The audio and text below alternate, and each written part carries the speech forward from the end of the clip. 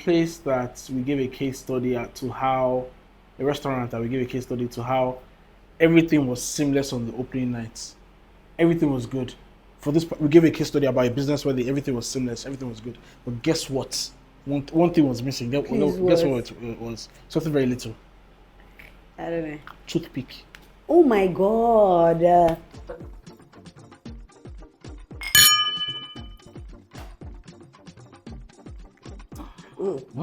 Hola. Hello. Again, my name is Ore Dara. Welcome to the Obelawo podcast. Obelawo means the soup is ready.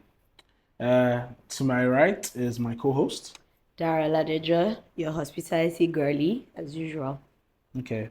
I guess I should have said I'm your hospitality manny. It's all good. What? Dry jokes time. Dry jokes can work on this platform. Dad jokes. Of I course. love Dad it. jokes. I love it. Of course. Okay, so today's episode is things that annoy us, low key, but we don't talk about. Some are very high key for me. Okay. All right. Some are very high key. Have you seen that meme of Jonah Hill and his counterpart, his colleague, getting arrested? You know, and they're walking out of a building. So the caption basically says, "When me and my friends start a podcast together." FBI are working them out, so please Big mood. Oh my be God! careful. No, now I think I've DSS. seen that before. Yeah. Nah, hospitality is very interesting. It has a lot of like things that I love, but it also has some things that I'm just like, oh my God, I roll, Yeah. But again, like I said, like I always say, it's the love of the game. You have to pick what works and just keep it pushing with the things you don't really like. So we're gonna talk about like things that are annoying. Low key and high key. Low key and high key. So from a back of house perspective, from a front of house perspective, we can even talk about from the perspective of like as a guest or as a customer, because the thing is, even as people that work in the industry and love the industry, there's a lot of beauty in also being a customer, right, and a guest. I have a mantra. I don't even know why I'm using that word, but sure. I have a mantra. Whenever I go to different places and other places, because I understand, how it works, I try to not be that annoying guest, because I also know that what happens is that afterwards they will use me as a point of like a case study. Case study. And I don't want to be that guy. Yeah. Obviously, if it is really terrible, then I will talk about it and I would, be clear. But I try not to be like overly, fussy and stuff like that. So at least I think so. How are you as a guest? Or how do you think you are as a guest? Before I answer that, I think that a lot of times and in past times, even the most professional entities have sold this notion that customer is king. And I don't disagree with that. Oh God, right? this But topic. as much as customer is king, staff are also king and queen. And staff, or should I say service providers, are equally allowed to enjoy the work as much as give the service. So we need to be very careful with that. And there's this other notion that the customer is always right. I can say it's sleepwalking, I can say it in my dream, and I can say it in real life. I'm sorry, customer is not always right.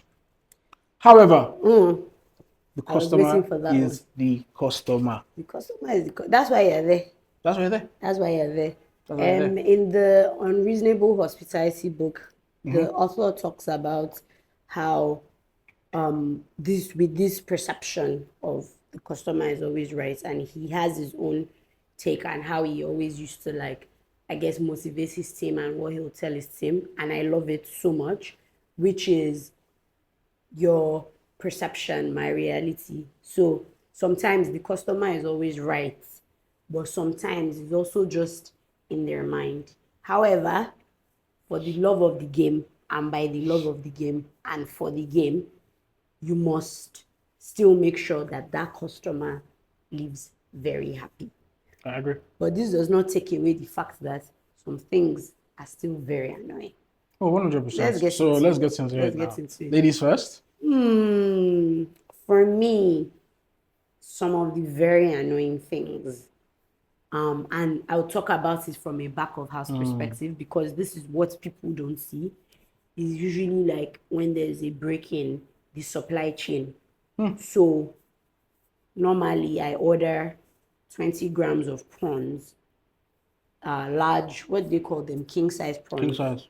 Now you've brought 30 grams, but it is medium, but you want me to take it like that. The nonchalance. It's How do you want me to explain that to guests, for example? Now, this is completely a back of house perspective. And again, the less glamorous things guests don't see. And by the time, now, let's even say you receive it, you say, okay, whatever, I'll take it, right? There's also the part of like the different things, there's ice, whatever. And then you need to now send it to the kitchen. Then the kitchen now tell you that, okay, no problem. Maybe you go with the kitchen, you go a bit of a back and forth, like, see, prawns are scarce, just take it like that, right? Then maybe you tell them what to do, all of that. Then they take it like that. And then they wait. And then the size is now different. Yeah. Oh my God. So annoying. Oh, you don't know about the ones when they put nails inside? What? They put actual nails inside. I mean, there's I'm sorry, one or this two has to be suppliers a have been Nigerian blacklisted. thing. Yeah, it's a Nigerian This is thing. a Nigerian One or two thing. suppliers have been blacklisted. They put nails inside the prawns and you wait and Nails. Nails, yeah. What I know is that they would make the prawns With so, ice? yes, like Yeah, the that's the ice, standard like, thing they do. oh my It's God, they bad. make it so fresh. It's just coming from a But by the time it comes, which I'm not disputing, it probably is, the ice on it already shaves away like a good part of the sizing, I find that to be very annoying. But I also give it to vendors and people in the supply chain that stay Consistent. very, very consistent. Yeah. Like, I give it to them. No names here now, but they're the ones that do. And please keep it up because you make everybody's job 100% easier. Your turn. Totally agree. So things that annoy us, even as a consultant, being an operator before, and I also offer post management services. I believe that last minute bookings is a thing that definitely needs to stop. Well, let me not say stop, right? But it's a thing that needs to be controlled, right? You know that a certain kitchen closes by 11 o'clock. You're ordering by 10:50. It's hunger. Especially, Food is so good. You can't blame them so much. No, I totally get it, right? But I just feel that, again, things that annoy us doesn't mean we'll do our work. You Customize understand? what? But everybody has to be honest. Everybody has to be annoying. True. On the low, it can be annoying. It can be. Right? And I think it's more annoying from the service providers. For sure. The service providers themselves, not necessarily even the business owners. Yes. And as a business owner, it depends on how heavily involved you are with operations. True. If you're one that is just, you're more of strategy and the money is just hitting the account and you're okay with that. But then again, being in the nitty-gritties of everything, it can be overwhelming especially when it's a large order, right? If it was just like maybe annoying. Another thing is snapping of fingers, right? Like it's giving Get Out. Yeah. The movie. It really giving Get Out. It's giving Get Out. Cause like, oh my God, I love that movie. oh yeah, but I'm saying that I find that why do we do this? Some of us have been privileged. Even if it's just Ghana, you're going to international travel. Oh God. Sorry. You travel out. You abide by the laws, by the rules. It's true. In fact, they say they're closing at 12 o'clock. You make sure you get there early It's enough true. or not be booking. But Tobaje, Nigeria, you literally overlook the rules. You're really your Yoruba uncle back today. I am my Yoruba uncle back today. But you overlook the rules and the dress code, you don't want to honor it. The time you don't want to honor it is like, oh, to the last customer leaves. Especially when you now know the owner. Hey! Everybody must be at attention. I love the ownerism. The ownerism. That's another topic. Hey, that's another topic for another day. Right? So those are things that low-key annoy us, but it's our job to serve. And we do it with a smile. With all of us that are passionate about what we do, right? We do it with a smile. We really do it. But the low when you're really thinking about it, it's like, but why? Why?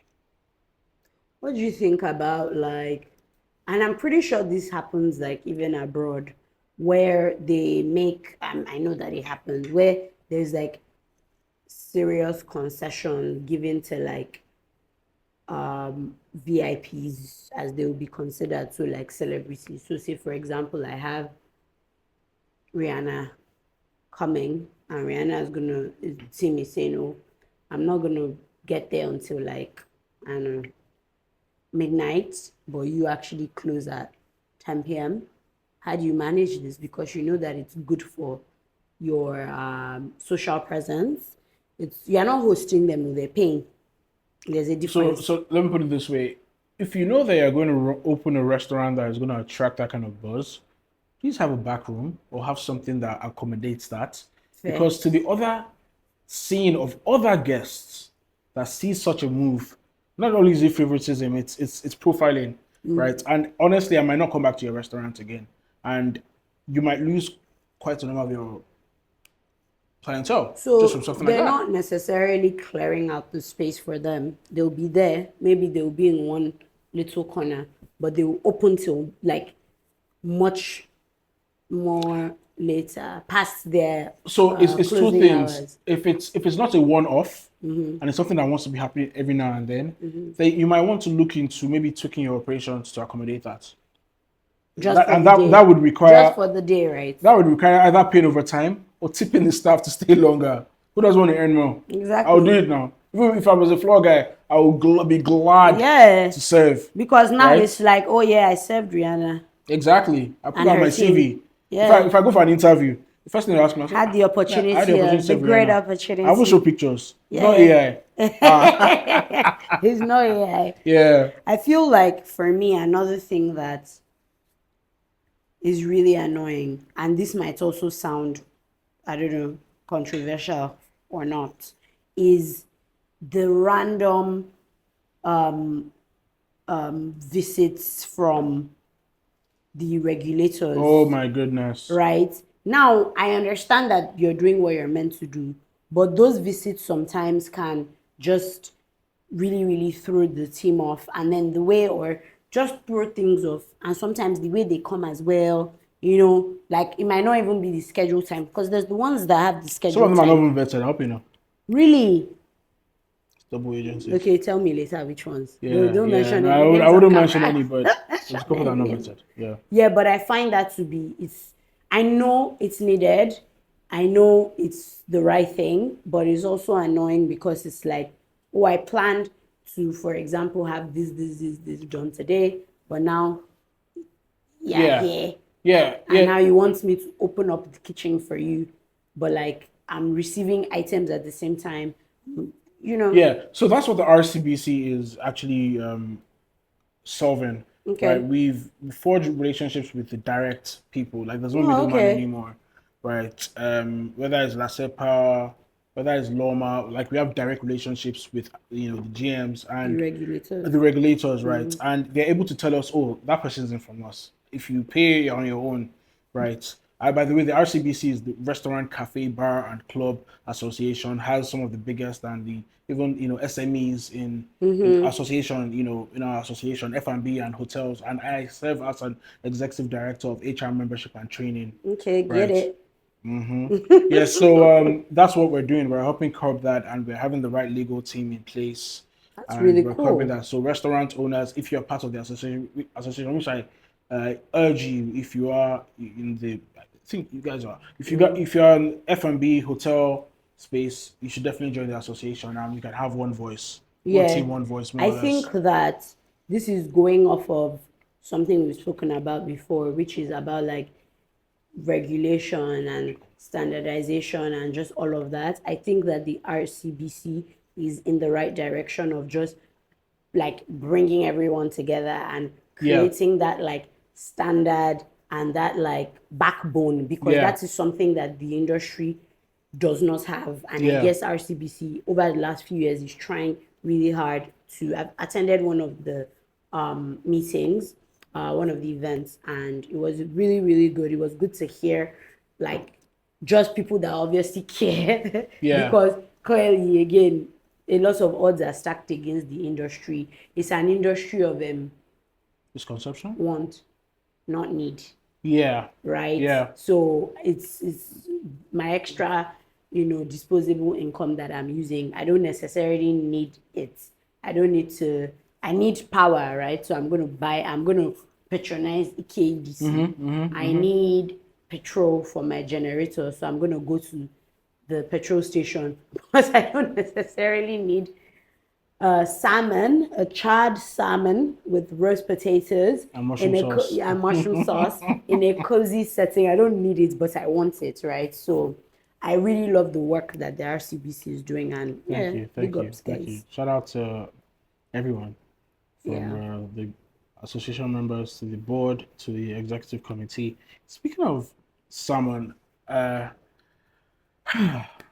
they might roast me for this one, Hey, not the deep sigh. but I would say this: salmon is nice, but we have better local fish. There is this one called Eja, and I don't have the English name for it, unfortunately. Listen, I was having this But conversation the other day. What's the English name for a Jason? you What? just call it what? Orange But interesting. But do you know that salmon is in the Eja family, right? Really? It is, right? And because it's imported, it's from Norway, right? We bring us from Norway, right? Eja should be embraced. We have good fish in our waters. I I agree with saw you. Chef Michael Legbede on Instagram. I don't know him personally, but shout out to what he's doing. This guy turned catfish into gourmet. Catfish that you see every Tom, Dick, and Harry hawking, right? And I find that we need to own our culinary story. If you're Yoruba, own it. If you're Hausa, own it. If you're Igbo, if you're Efik, own it. And we need to use those in the ingredients, right? So what's wrong with having pan-seared eja with a palm oil base sauce and cocoyam mash? Because typically, And you've got just giving us a dish just give me idea. a dish idea. Free. So I'm good with that. But I'm saying, right, and I find that there's so many copycat models. It's not just a Nigerian hospitality thing, it's everywhere in the world, right? But we can own our culture, right? I mean, shout outs to the amazing brands like Knock, Rodo, right? They're owning the Shout out narrative. Rodo. Yeah, they're doing a great job, right? And I think that we need to interpret from our preservative methods down to the culinary journey. We need to interpret into the dish, I even the agree. drinks. I agree. We talk about wine culture. Shout out to wine culture. Hey, all of that. But I would like something like palm wine culture. I know they're not the same. And it doesn't need a sommelier for that. But why can't we come up with something that works for that? It's not going to be the same because the wine, the grape, the region, all of that. I hear it. It's a whole production. It's a whole production. Yeah. Right. Yeah. But we need to just embrace things. So when you mentioned it's salmon, then I'm like, it's salmon. Everybody else eats salmon. You want to pay this 35K. Hey, I love a good salmon. But no, I love a Two good truths salmon. can coexist. I They love a can. good salmon. I love a good catfish. I Yeah. love my own palate. Now I'm hungry. Lifestyle, Abby. Um, Yes. Another thing for me, talking about this that I find annoying is when I see menus Why? that don't have any direction. So what's really the vibe? Is it are you Asian? Are you Polynesian? Are you Jack of all trades. Nigerian? Are you Japanese? I understand an around the world menu, don't get me wrong, where you have inspos from like different parts of the world for your dish. But one dish has several things, and now even as the consumer, it's very difficult to now even make a decision. In fact, your team don't even, like the guys on the floor, don't even understand the menu. Multi-purpose They've chicken. not, Chicken for many purposes. yeah, like they've not even like, they don't own it, so they don't don't even know own how it, to yeah, sell it. yeah, they don't know how to I sell find that very, I don't know, maybe annoying is not the word, but it's definitely no balance. And just because chicken can make 100,000 dishes doesn't mean that you must have 100,000 chicken dishes in your menu. You understand what I'm saying? Chicken yassa, Chicken box, chicken box, chicken in garlic, chicken in ginger, chicken kilo day. Hey, definitely. Another thing that I don't like, it's not even really that I find annoying, is when there is no like energy and there's no method to the madness. So in the sense that you can have And this is more from a bar perspective, because I feel a lot of people leave money on the table with drinks, right? The margins on drinks are Hi. high. Yeah. And, again, the trends, the global trends, the way things are moving, you just go somewhere, they'll just give you one blue drink or one red drink. You're not really utilizing what you have around you. Why can't you do just like you said, why can't you do a babadudu drink? But I also like that on the flip side, I also like that there's more and more of the spotlights being shed on cocktails and drinks and the art of mixology, because you see with things like the Lagos Cocktail Week, shout out Lara Rawa and Lagos Cocktail Week, it gives a lot of places the platform. So apart from standalone bartenders, even restaurants, it gives them the platform to explore and create and do other things. But yeah, I think the things that we really find annoying, we still have to work with them, right? And work through them. And that's the 100%. beauty of this very, very crazy, very chaotic, very creative industry. Yeah. And I love it so much. 100%. 100%. And to add to that, right, and why we still have to serve is, let's use the bank analogy. And I use this quite often in trainings, right, to drive the point. If a bank in VI are rude to you and they upset you, maybe you go to the next branch. Maybe you go to Lekki. But I can guarantee you, if it's the food business, right, or it has a sister company somewhere and whatnot, if they're rude to you and whatnot, and they are not even apologetic about it or trying to resolve it, there's a very high chance you will not go back to that particular one, and you never don't want to affiliated with any of the other I brands, agree. right? So you just kind of have to just stick your head through it and just ensure that whatever services you're running comes from the heart. I'll tell you a funny story. One of my aunts gave us a story how her daughter was giving birth, right? Her daughter was giving birth, and she had given birth, and there was this a Spanish, I don't know what they call them in the hospital, but her job was just to come and pack the liquid and all that stuff. But the way she did that work from the heart. They could just tell, right? As soon as she changed shifts, one black woman just entered, and it's not as if that black woman was rude or anything, but they just said, this one is Nigerian. Energy. They said this one is Nigerian. Yeah, it's So she had energy. come, she had asked, say, Mommy, I hope everything is okay with you guys. Because they were in the reception after, they were like, okay, right, good. And she walked away, and they just said, it's energy. Yeah, it's energy. It's And energy. though the Hispanic woman worked from the heart and was very welcoming, there was this thing about this Nigerian woman, that was still very okay. I will serve, but I don't know if But I'm not sure. I'm not it's really... like you always know if you carry your boyfriend or your girlfriend to the family house, right? And you can always tell when they're just being on the edge with you. Would you like to eat? Like you're not really welcome there, but Just, they are already is that kind they're of just still being a they're little just still being a bit hospitable. hospitable. Let's not be that. I didn't do my work. They didn't really try. That kind of, do you understand? So there has to be a difference. There has to be a difference.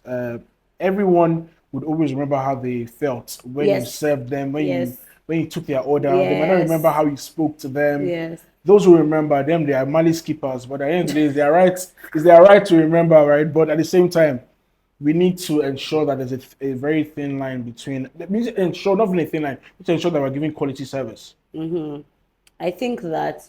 Or who is more important? What department is more important? Front of house or back of house?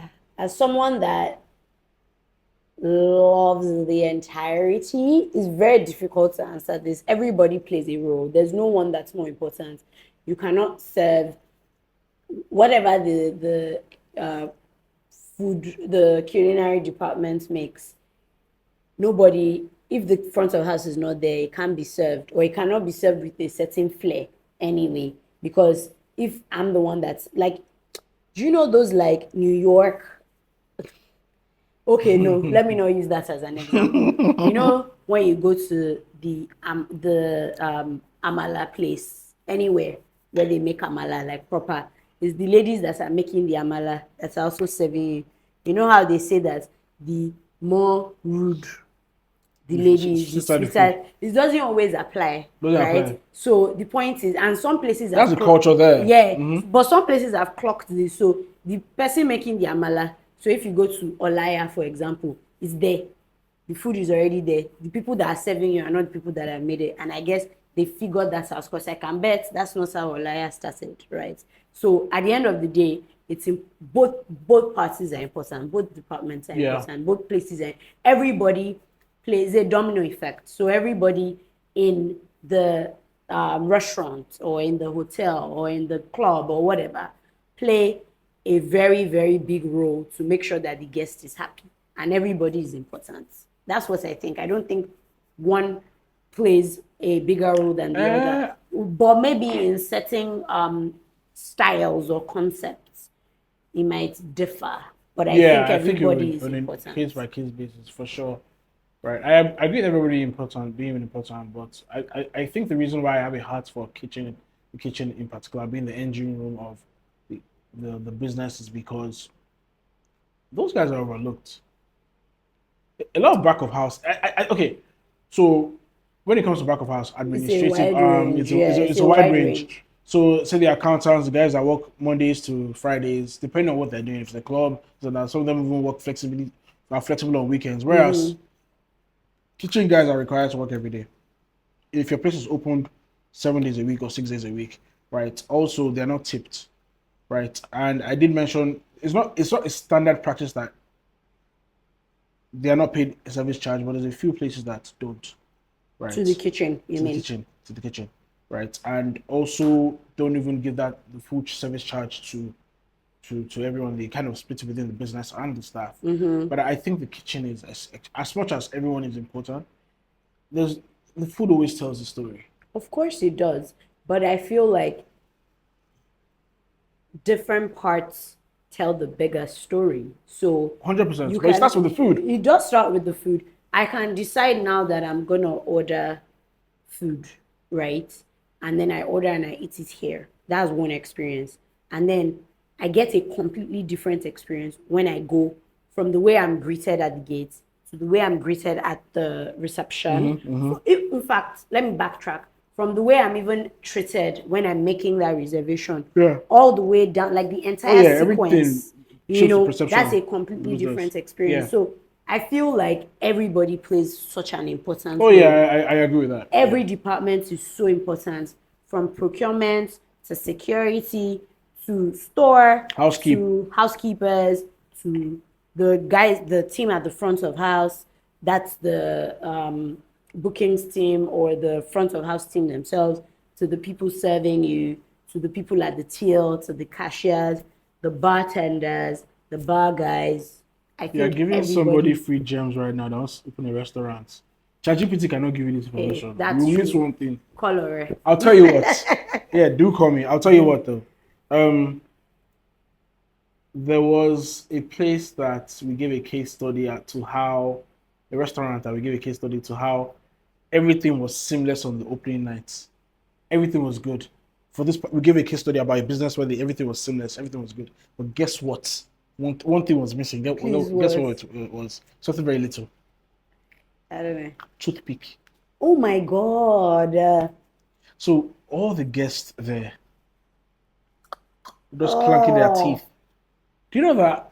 And that's why I say the hospitality sector, it's especially F&B, it's very, or even hotels, right? Just bathing soap not being available, or just those little things that add up attention to the everything. Small detail, Toothpick. Toothpick was not. It was not part of the pre-check for the. And the pre-order. That's everything was A1, but toothpick. So they had to send a runner.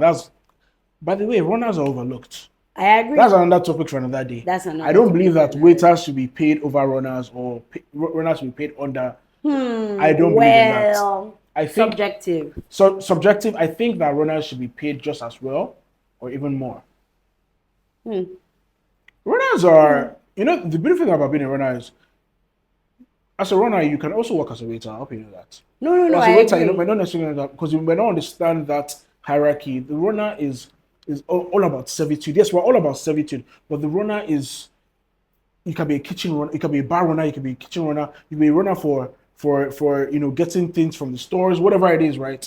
And if you don't follow that, I don't think if you don't follow that pattern, bosser, runner, waiter, captain, supervisor, then some sort of manager and whatnot, you might not really truly understand how to do the role. I agree. Essentially, I agree. you have to climb the rank. I agree. You do have to climb the rank. And I think that this is part of why a lot of people that don't have the educational background, those people that start out like this are usually very successful. Yeah. Because they understand it, they've lived it, they've learned it. Yeah. And I think that I don't know that I agree that they should be paid more, but I do agree that they are overlooked and they should That's also, by definitely the be way, paid well. if they may have should likely. I won't be against it if it was a thing. That's what I'm saying. Fair enough. Yeah, I won't be against it. Fair enough. And I also believe that, look, gone are the days where you have to wait for 10 years experience, 20 years experience, or more. If you have been a waiter for longer than 5 years, you need to go and rethink your life. Oh.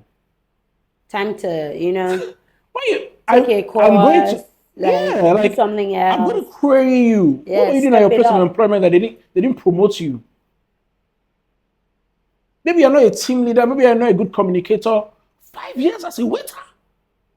Oh my God. And I think that sometimes in this kind of situation, this is what I found, right, in my experience.